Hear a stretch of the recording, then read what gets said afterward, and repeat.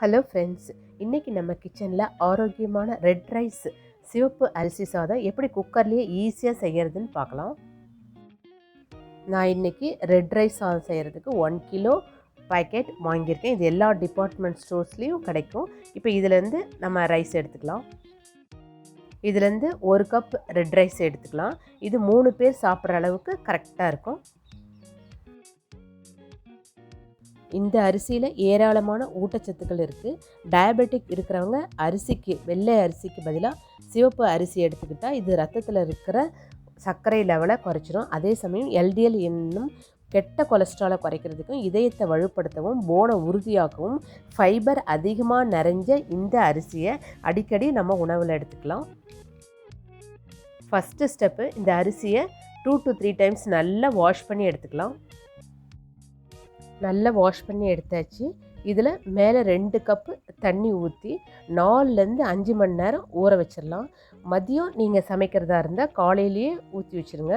அப்போ தான் அரிசி நல்லா ஊறி சாதம் சாஃப்டாக இருக்கும். அரிசி ஊற வச்சு 5 மணி நேரம் ஆயிடுச்சு. இப்போ ஓப்பன் பண்ணி பார்க்கலாம். ரைஸ் பாருங்கள், நல்லா சாஃப்டாக இருக்குது. இப்போ குக்கர் எடுத்துக்கலாம். இப்போ இதில் இருக்கிற தண்ணியை நம்ம வடித்து எடுத்துக்கலாம்.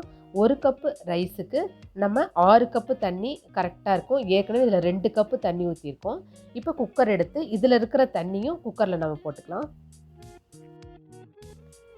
இப்போ குக்கரில் அரிசி ஊற வச்ச தண்ணி வேஸ்ட் பண்ணாமல் இந்த இதில் 2 கப் எடுத்துக்கலாம். மீதி 4 கப்பு தண்ணி ஊற்றி தண்ணியை நல்லா கொதிக்க விடலாம். எப்போவுமே நம்ம ஒயிட் ரைஸ் நம்ம சமைக்கும்போது முதல்ல தண்ணி கூடயே ரைஸையும் மிக்ஸ் பண்ணி தான் குக் பண்ணுவோம். ஆனால் இந்த ரெட் ரைஸில் மட்டும் தண்ணி நல்லா கொதித்த பிறகு அதுக்கப்புறம் அரிசி போட்டால் தான் அரிசி சீக்கிரம் வேகும், அதே சமயம் சாஃப்டாகவும் இருக்கும்.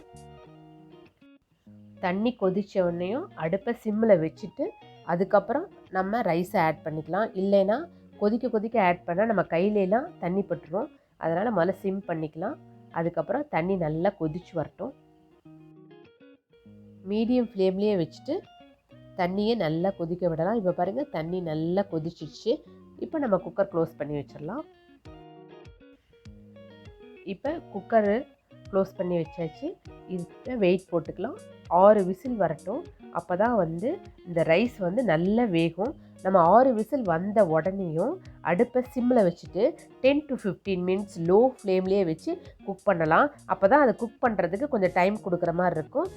அரிசியும் நல்லா வேகும். 6 விசில் வந்துச்சு. இப்போ லோ ஃப்ளேமில் வச்சுக்கலாம். 10 to 15 மினிட்ஸ் வரைக்கும் குக் ஆகட்டும். அதுக்கு மேலே வைக்க வேண்டாம். 15 மினிட்ஸ் கரெக்டாக இருக்கும். ஸ்லோவாக குக் ஆகட்டும். அதுக்கப்புறம் அடுப்பு ஆஃப் பண்ணிடலாம். குக்கர் இறக்கி வச்சாச்சு. இங்கே பாருங்கள், மேலே அதிகமாக பொங்கி வரல. இப்போ ஸ்டீமும் ரிலீஸ் ஆகிடுச்சு. இப்போ ஓப்பன் பண்ணி பார்க்கலாம். எவ்வளோ அழகாக அரிசி பாருங்கள், நல்லா மலர்ந்து வந்திருக்கு. இப்போ உங்களுக்கு கொஞ்சம் தண்ணியாக இருக்கிற மாதிரி தெரியும். ஆனால் கொஞ்சம் நேரம் ஆறட்டும். அந்த சாதம் நல்லா தண்ணியெல்லாம் இருத்துக்கும். இப்போ நம்ம கொஞ்சம் நேரம் கழித்து பார்க்கலாம். குக்கர் நல்லா ஆறிடுச்சு.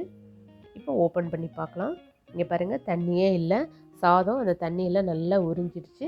பார்க்குறதுக்கும் ரைஸ் ரொம்ப சாஃப்டாக இருக்கும். இதில் சாம்பார், ரசம், தயிர் எல்லாத்துக்குமே கரெக்டாக இருக்கும்.